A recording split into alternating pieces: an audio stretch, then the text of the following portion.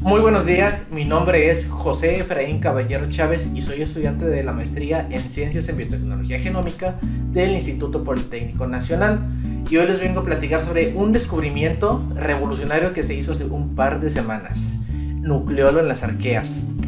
Y yo sé que esto va a sonar como que a garabato, como que ¿qué es esto que estoy hablando? Pero como dijo Jack el Destripador, vámonos por partes. Si recordamos nuestras clases de secundaria, nos platicaban sobre dos grandes grupos celulares: los eucariotas, es decir, aquellos que cuentan con un núcleo en donde se va a proteger su ADN, y los procariotas, quienes no tienen el núcleo, entre otras cosillas más.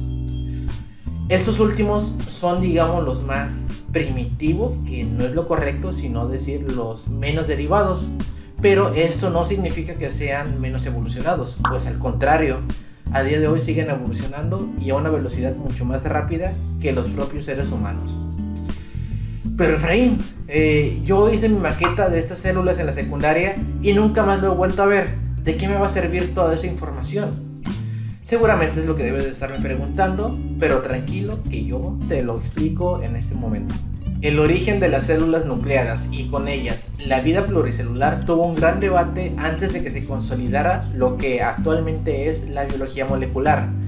¿Cómo era posible que las diminutas bacterias dieran origen a gigantescos titanosaurios, a los bellos tulipanes o a personas tan guapas como yo? Eso último es broma. Esta pregunta tuvo una respuesta gracias a la genialidad de la mamá de todos los biólogos, la doctora Lynn Margulis, quien propuso que los primeros eucariotas se originaron a partir de, digamos, la fusión, la amalgación de una arquea con una bacteria. Y déjame que te cuente una pequeña historia de hace miles de millones de años. La vida existente solo estaba conformada por estos procariotas, quienes no tienen núcleo que protejan su ADN. Estas células eran, digamos, muy simples, siguen siendo simples. Pero con el pasar del tiempo, generaciones y generaciones, algunas de estas células simples comenzaron a vivir juntas en una relación que se llama simbiosis, donde una necesita a la otra para sobrevivir, si no, pues se mueren. Algo así como Piqué con su relación con los casios. Una célula más grande comenzó a albergar a células más pequeñitas dentro de ella, y las células más grandotas eran unas arqueas pertenecientes al grupo de Asgardarqueota. Ese es el nombre, yo no se lo puse. Con el tiempo, estas células más pequeñitas se convirtieron en parte de la estructura de la célula más grande y comenzaron a funcionar como si fueran unos órganos. Y que de hecho, pues, se llaman orgánulos u organelos. Vaya imaginación que tenemos los científicos. La teoría endosimbiótica sugiere que, así como nuestras células adquirieron las mitocondrias a partir de unas bacterias que se llaman alfa-proteobacterias, los cloroplastos fueron adquiridos por los organismos fotosintéticos a partir de otras bacterias que se llaman cianobacterias. Las mitocondrias son los orgánulos que se encargan de convertir los alimentos que comemos en energía para nuestras células. Y de manera similar, los cloroplastos son los responsables de hacer la fotosíntesis. Y así como estos orgánulos y mitocondrias, las células tienen un montón de muchas otras piezas de Lego que, funcionando en sinergia, permiten la existencia de la vida tal y como la conocemos en la Tierra. Llegamos a los nucleolos, que no son otra cosa que compartimentos o cajitas subcelulares donde el ADN del núcleo se copia en forma de un tipo de ARN inmaduro que lleva por nombre ARN preribosómico, a la espera de ser transformado y después leído para producir proteínas. Bueno, ¿qué ha pasado en esta semana? ¿Por qué hay tanto quilombo? ¿Por qué hay tanto merequetengue? Y pues hasta hace pocas semanas esta se creía como una estructura novedosa propia de los eucariotas. Y pues pasa y resulta que hay que olvidar esto que nos enseñaron en nuestras clases de secundaria, que solo los eucariotas la poseen.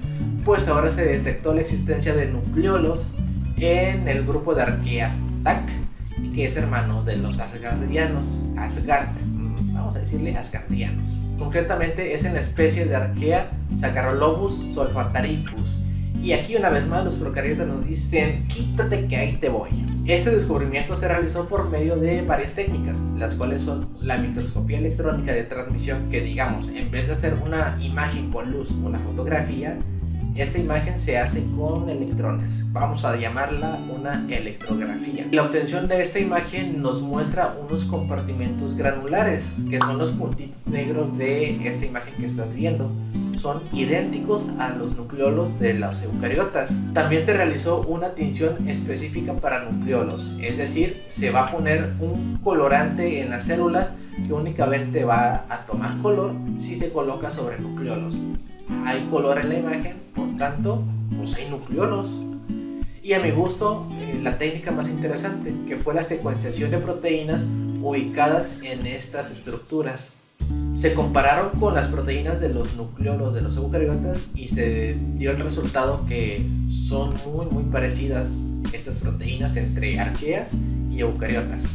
Es increíble cómo los rasgos que considerábamos más novedosos, pues en realidad no lo eran tanto. Y no es la primera vez que la naturaleza nos da una bofetada y nos dice que esto no es así. Pues anteriormente ya nos había pasado con el origen de las plumas, que creíamos que eran propias de las aves, pero en realidad fue de todos los dinosaurios y pterosaurios, o con el surgimiento de la inteligencia, que nos creíamos la única especie inteligente, y ya vemos que los delfines, orangutanes, muchas aves pues también son muy inteligentes. Todas las referencias utilizadas van a estar aquí abajito en la caja de la descripción. Y si quieres seguir aprendiendo sobre esos temas tan interesantes, no olvides seguir el canal del Centro de Biotecnología Genómica para enterarte de las últimas noticias en el mundo de la biología y biotecnología. Sin más por el momento, me despido y muchas gracias por verme.